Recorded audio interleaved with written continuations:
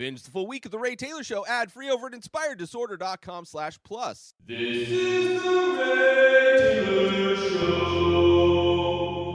Welcome to The Ray Taylor Show, where I bring you the reviews on the latest movies and TV shows, as well as classic and foreign films. I'm your host, Ray Taylor, and on this podcast, I'll be talking about all things film and television. Whether you're looking for a new show to binge or want to know if that blockbuster is worth the trip to the theater, or just want to hear my thoughts on a classic or foreign film, I've got you covered. So join me every Monday, Wednesday, and Friday for new episodes, and let us dive into the world of film and television together.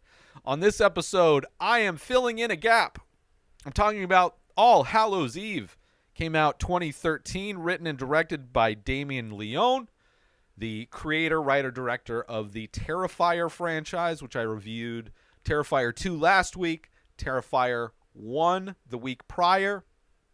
This is the film that started it all off with the Art the Clown horror character. This stars Mike Giannelli, who plays Art the Clown, which later a different actor portrays Art the Clown in the subsequent films. This also has Katie Maguire, Catherine A. Callahan, and Mary Mazer, among other people.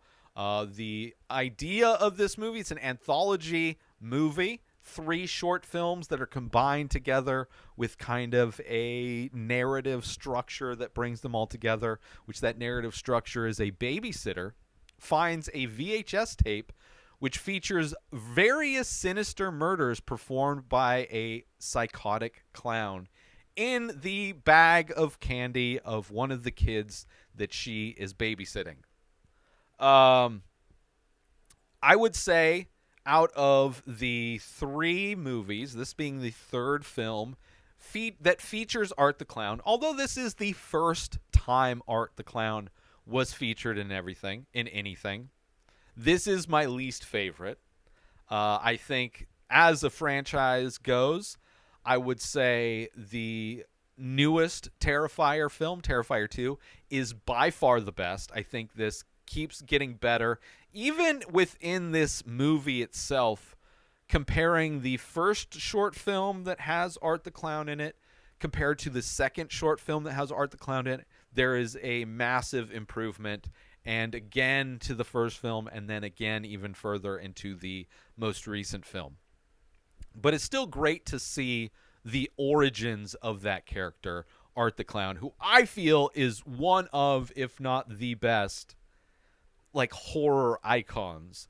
I know the trend of horror icons is more of a trend that was popular in like the 70s and 80s horror movies, mostly the 80s with like Freddy Krueger, Jason Voorhees, Michael Myers, Chucky, so on and so on. I would say Art the Clown is one of the best. I think I like Art the Clown the best if I had to choose, especially after seeing these movies, especially after seeing how Art the Clown has kind of evolved over these movies as well. Amazing, especially if you are a fan of super gory practical effects. If you're like a fan of the George A. Romero zombie films, right? The majority of which were done with practical effects until like the last of that kind of franchise where he got into digital and it's not as good. But the practical effects of like Day of the Dead, amazing. Right? I would say if you're a fan of that, then you probably like this. Even more gory though in this one. Or in these movies necessarily. So if you're a fan of those, I would say definitely check out the Terrifier franchise. I will kind of get into those films a little bit more, I guess, in this. I'll try not to spoil them, but I will talk about them as this is kind of the origin film for Art the Clown. This is kind of where we see Art the Clown the first time. And there's pretty big changes from the first short film in this kind of anthology film and the last short film. And there's 3 short films in this. The second film doesn't involve Art the Clown at all. The encompassing narrative that combines all 3 short films into this thing where a babysitter is watching these kids and they find this VHS tape, that also has Art the Clown in it, so it almost makes this a I think it does a good job at making this feel more of like a movie as opposed to like the Tales from the Crypt movie, which is clearly just short. Like the narrative structure that wraps all those short stories together isn't necessarily, I wouldn't say holds up necessarily as a good way to combine those. Whereas I think this does. And it also shows, I think, the creativity that Damien Leone has when it comes to this. And yeah. So anyway, it was. I liked that I saw the origins of Art the Clown, that character. It's still a decent anthology film, but it's not great. It's like, I wouldn't say people need to run out and watch this. You're not going to get any more information about Art necessarily. You don't really get a backstory for him, but you do see where this character starts, which I think is interesting for anybody who's a horror fan and you wanna know how it all began with this character. So like I said, 3 short films, 2 feature Art the Clown. The connective tissue, pretty good, right? Making it like an overall movie. The second film doesn't really feature Art at all, but still has an interesting monster. I think the first short film and the second short film really showcase the monster creation ability that Damien Leone has, who is credited as the art director in many films. So not only did he write and direct these movies, I believe he also did a lot of the special effects and character design. And I think that's why, especially in Terrifier 2, that's why the practical effects are so good, is because his background is in practical effects, it seems, and makes me want to watch more of his movies as well. So, and like I said, it's cool to see how the character Art the Clown started, how it changed from the first short film to the second, right? And how it has changed and grown and evolved throughout the movies, right? Where you have the last depiction of Art the Clown in this anthology movie is more similar to what we see him in the Terrifier movies versus the first one, where he almost just seems like a normal guy dressed like a mime/clown, right? And the character facial characteristics and things become more exaggerated. The dot on his nose becomes smaller. I think they just refined the look of Art the Clown from the first short film to the last short film, and I think it's a huge improvement, right?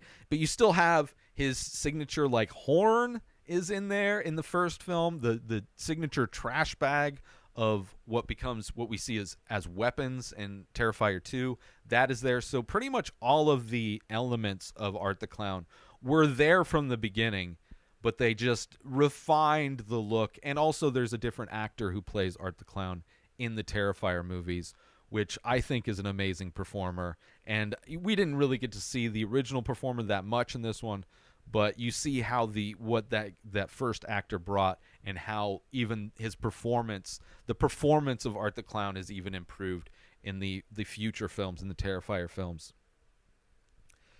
And I would say kind of similar to the first Terrifier movie, that is devoid of any real story, any real plot. It is just people who come across Terrifier while they're in a warehouse and get killed. It really showcases gory kills, practical effects, not really too concerned with story. I think these short films are the same way, where there is elements of a story. There are interesting aspects to it, but it seems like that is not the primary focus of these short films.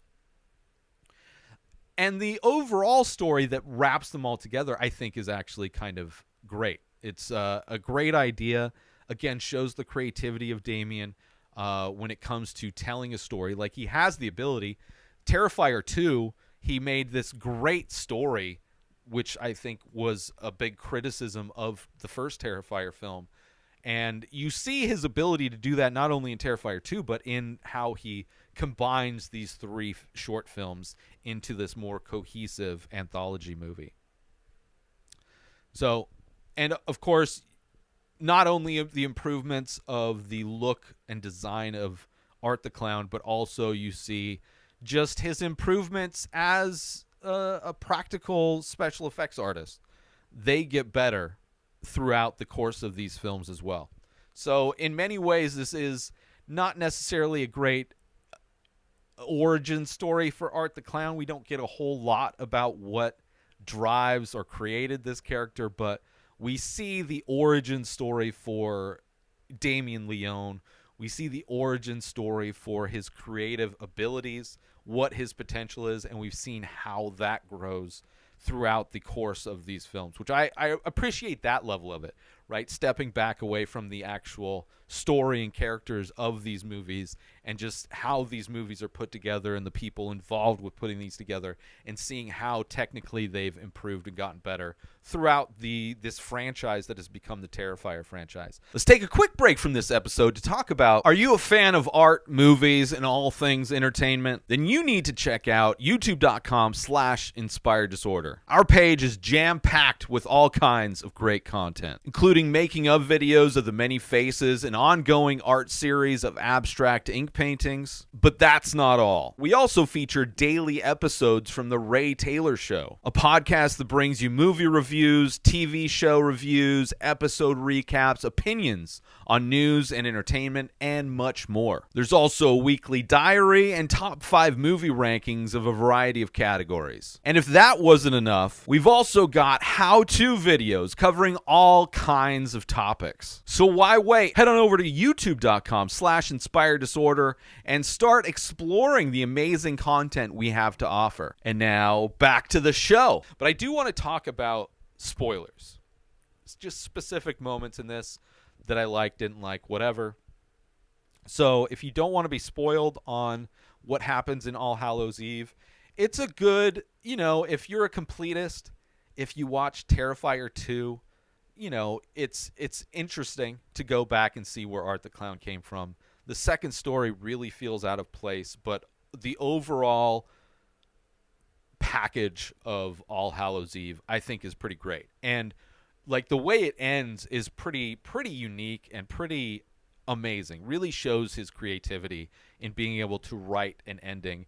It's not really explained how it all works in the reality of this universe, but I still loved it. So I would definitely recommend it on some level, but I wouldn't get anybody's hopes up as far as, especially if you wanting to know more about Art the Clown, like the mythology or the backstory of Art the Clown, the character. But regardless of that, I do want to talk about spoilers. So from this point on, spoilers. This movie opens with this kid being babysat. They're watching George A. Romero, Night of the Living Dead on the TV.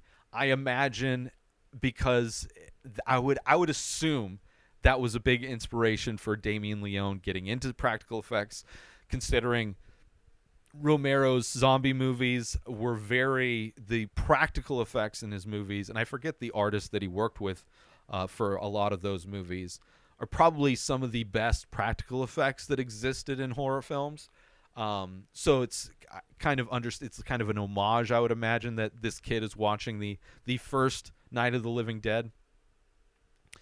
As it being a franchise that has a lot of practical effects in it, as this franchise does as well. They find this VHS tape, this blank, no labels on it, VHS tape in the candy bag. And it's an interesting way to tie all these short films together, right?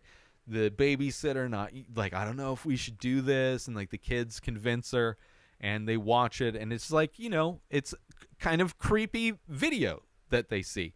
And the first one is, the short film is called The Ninth Circle. So all 3 of these short films were created independently of this. And I guess the story is that Damien Leone was contacted by the person who produced this movie and asked to have their film, one of their films, as one of the films in this. And then there were going to be 2 other directors that provided the other 2 short stories. and Damien convinced him to let him do all of it, including directing the overall arching story and write it and film it. He agreed to it, so he combined these 3 short films that he had already done. And the first one is The Ninth Circle, which is our first introduction to Art the Clown. And a lot of other creatures. Like, The Ninth Circle really feels like this was Damien Leone showcasing his ability to create these monster characters, right? To show, like, all these kinds of different characters in a similar way to how I imagine the people who make masks do have the kind of creativity and different types of masks that are created for the Purge franchise. This first film, The Ninth Circle, was almost that for, like, character design, which there's a lot of different cool, like, monsters and stuff. Art the Clown sees this girl in a train station, right? There's the scene with the horn. You see kind of the mime type of things. Art looks very different, looks just like a regular guy. The black dot on his nose is much bigger, very standard type of clown makeup, not wearing the mask that has the exaggerated facial features. Still has his trash bag, still has the horn, still has the silent laughter, and he drugs this girl with a syringe, right? Injects her with whatever's in the syringe, and while she's tripping out, you see him have, like, this swollen face with glowing eyes, something that we've never seen Art. I can't think of anyway where somebody is perceived Art as having this swollen face and glowing eyes. So that's something that I don't think continued on into the Terrifier series. But interesting, she wakes up chained up with these 2 other women. So Art the Clown in this short film is almost somebody who's working for a demon, and he collects women to take down to this, like, subterranean tunnel system where women are captured and made to breed with this demon, right? So kind of an interesting story. I mean, it's all not specifically laid out, but that's kind of what I get from it, right? She wakes up. There's tons of different looking monsters, right? Definitely showing off his creature design. One of them looks kind of like a toxic Avenger kind of monster. We see people's arms get kind of hacked off. We see another, like, homeless guy, but then he kind of turns into a guy that has, like, no face. Then there's a bunch of other kind of monsters that have no face. One kind of has, like, this giant mouth with super giant sharp teeth. One person has, like, a bird face, right? Just a lot of different random monsters that are showing up. There's a pregnant woman, and like a scene of them cutting the baby out of this pregnant woman, kind of highlighting not only Damien Leone's, like, gory, the gore that he likes to display, but also kind of showing how he will go places. He will show you disturbing things that aren't just gory, but he's going to show you, like, seeing them cut the baby out of this woman's stomach. Very obviously not as high quality practical effects as we've seen him do later on, but still showing the tone, showing where he's comfortable going with these types of scenes. And then, of course, the woman ends up, it seems like, is then going to be raped by this demon guy to then provide them with another baby to sacrifice or whatever. So kind of just an interesting origin story for Art. Interesting kind of showcase for Damien Leone's character designs, monster designs he can do, showing where he's willing to go with these stories as far as gore and things like that, right? Then we go to another short film, and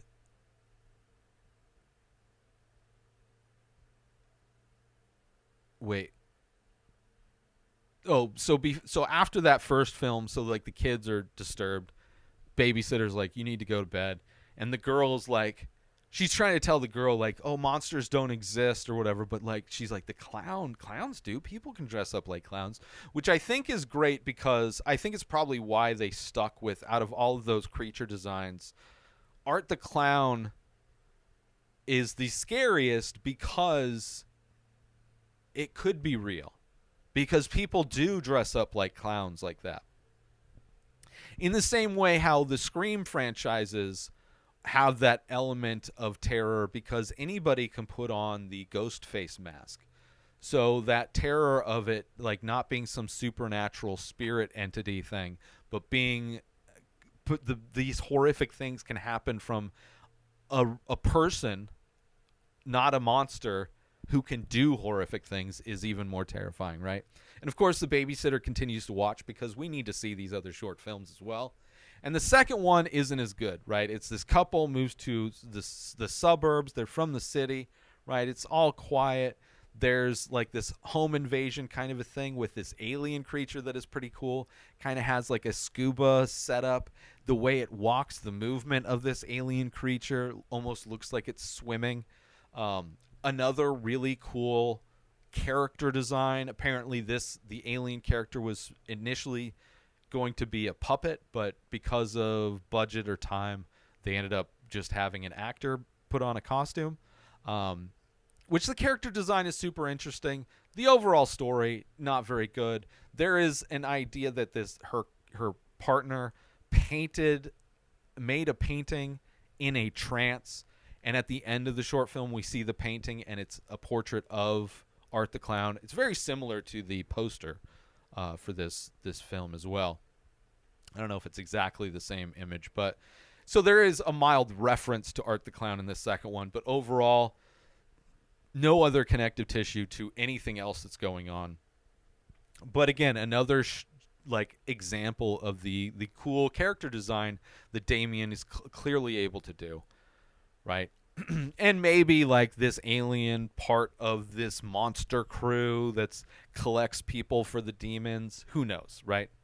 There's a lot of things you can kind of make up and fabricate in your own head why that second film could possibly be attached. Let's take a quick break from this episode because I want to talk about, are you looking to add some unique and expressive artwork to your home, office, or wardrobe? Look no further than the Many Faces series by Ray Taylor. That's me. These abstract paintings on paper explore the endless possibilities of the human face, capturing unique expressions of emotion, mood, tone, and energy in just a few minimal features. Now you can bring these stunning and thought-provoking pieces into your own space with high-quality prints and t-shirts, featuring designs from the Many Faces series. Or take home a one-of-a-kind original piece for your collection. Don't miss out on this opportunity to add some original and expressive artwork to your home, office, or wardrobe. Head on over to inspireddisorder.com to browse and purchase original artworks, prints, and t-shirts from the Many Faces series today. And now, back to the show.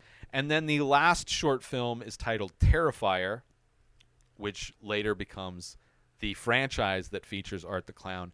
And it's definitely the best of the three. You have this woman driving like down a dark road, pulling into a gas station because she's almost out of gas. And like in Terrifier 1, where Art gets kicked out of the pizza shop for spreading shit and piss all over the bathroom, he gets kicked out of this gas station for the same thing. And then he's got the look that we come to be used to seeing with Art the Clown, that exaggerated facial features, the small black dot on his nose, like everything is more of the look of Art the Clown that we're used to seeing in the Terrifier movies. And in many ways, this is very similar to the first Terrifier movie, where instead of on the first Terrifier movie, it's these people that are being killed by him inside of this random warehouse. In this, it is people getting killed inside of this gas station. But we see some amazing, again, practical effects. We see how this ends with the woman that's being kind of the fixation, like the idea that Art fixates on a woman specifically to stalk and kill is another one of his traits that is expressed in this short film. And ending up with some super gory practical effects, like she looks like she's had limbs amputated, breasts removed. She has words cut into herself like cunt and bitch and pig, like carved into her skin. Very kind of horrific end to this short film. but again, highlighting all the things that are kind of great about the Terrifier movies. You know, the practical effects, the just the horrific nature of everything. And then we cut back to the real world of this babysitter who ends up getting a call on the phone, and the call on the phone is the woman who was in that last film.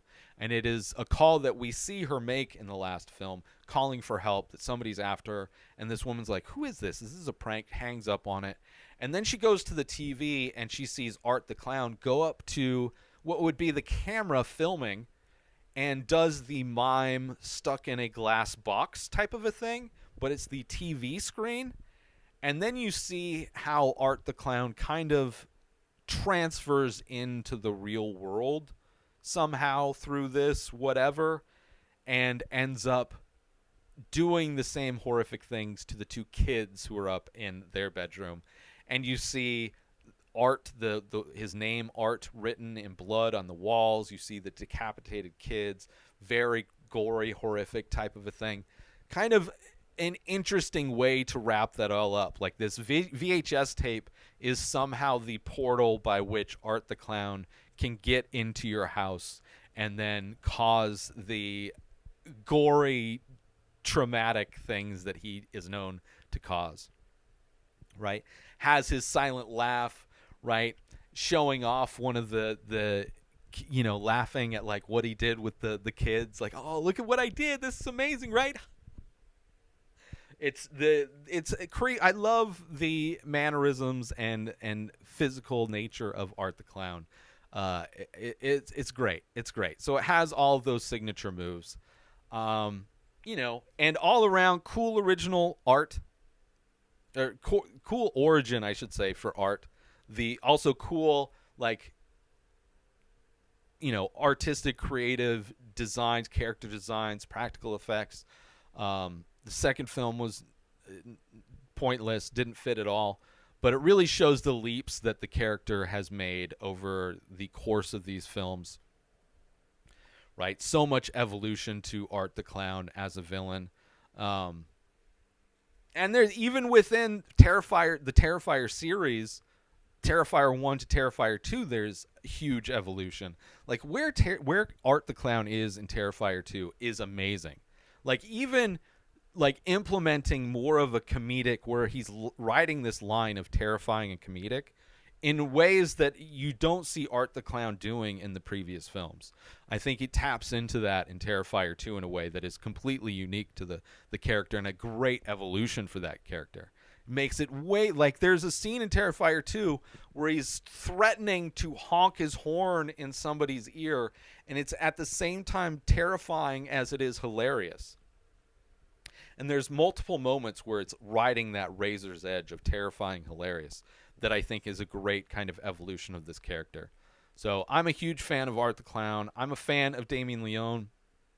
I'm actually going to watch, he has done another movie called Frankenstein versus the Mummy, which I'm going to watch, and then I'm going to review that next week, since technically the Terrifier series of movies I finished reviewing. But I figure I'll watch the only other movie Damien Leone has done.